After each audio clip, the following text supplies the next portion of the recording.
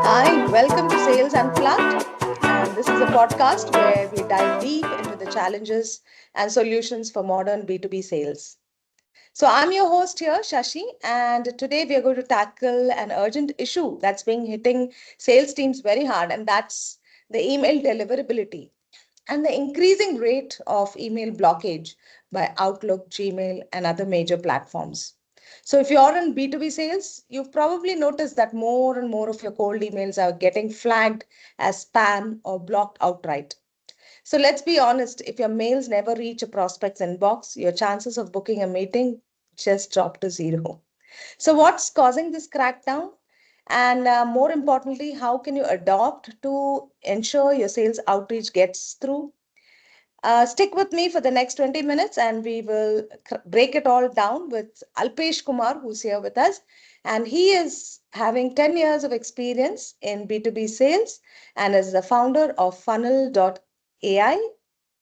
Hi, Alpesh. Hi Shashi, hi. Thanks for coming on this podcast. The first question I would like to dive into: why are B2B sales emails being blocked? What's happening? Yeah. Uh, it's a very common challenge right now that everyone, in fact, all of us are facing. And this is just because of service providers like Outlook and Google making certain protocols very, very strict and very mandate. So some of the common reasons that we have seen the emails are getting blocked and the domain's reputation is going haywire or down. It's just because of rising email volumes. A lot of emails are being sent to prospects without any relevancy or without any data accuracy. That's one of the reasons. Then we have got very tighter spam rules that Outlook and Google has made. Then also we have major authentication issues happening on the domains where the proper email protocols like SPF, DKIM, and the DMARC settings are not set rightly, or it's not complied. It's not compliant as per the Gmail and the Outlook service providers. In addition to that, we have seen a lot of emails being sent to a very corrupt data list. The database that we use for the email activities are not very updated. It's not validated.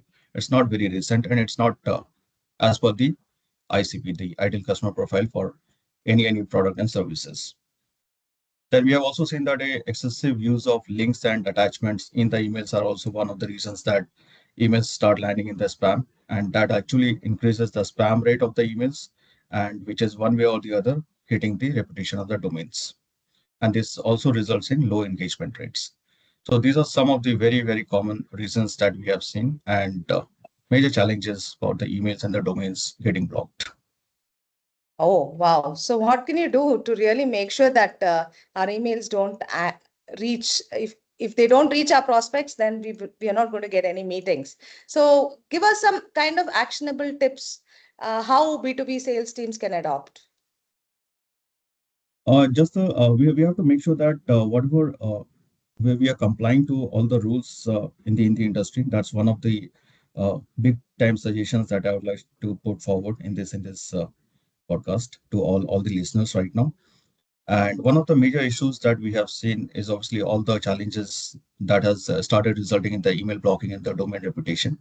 So we can address all of those challenges by making sure that first of all, on the technical side, we have to make sure that a domain that we purchase doesn't have any negative keyword.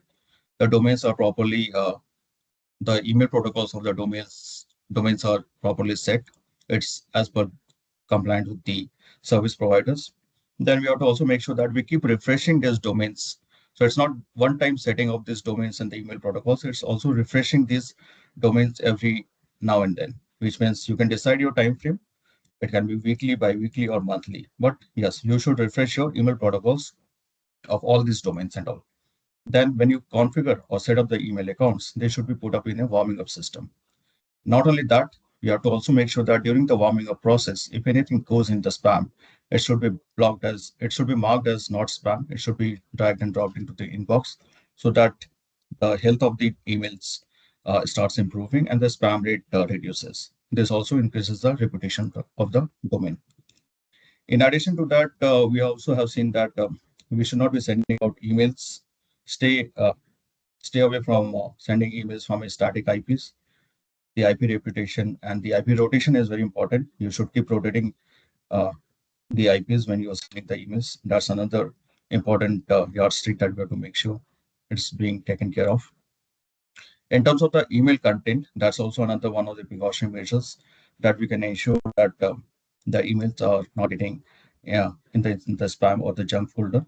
And that happens because of the subject lines. Any negative keywords that we are using in the subject lines, that should be avoided. We should have a proper disclaimer, we should have a proper signature, which actually helps us understand, or the recipient helps, it helps the recipient to understand where the emails are coming from, who are the people sending the emails. So all of these are important measures to be taken. Shashi, you are on mute, I guess.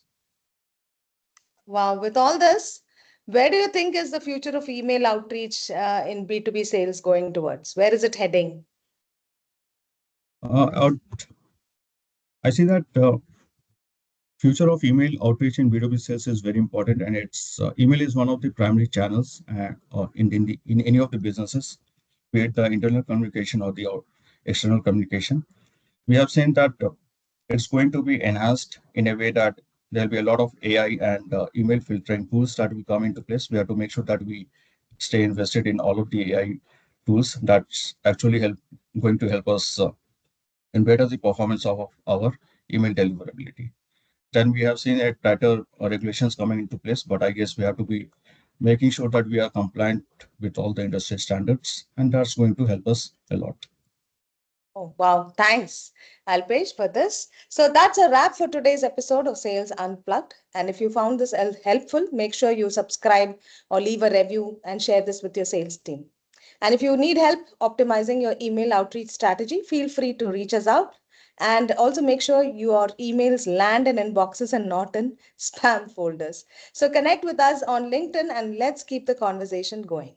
Thanks, Alpesh. Thank you, Sandy. Thanks. Thank you.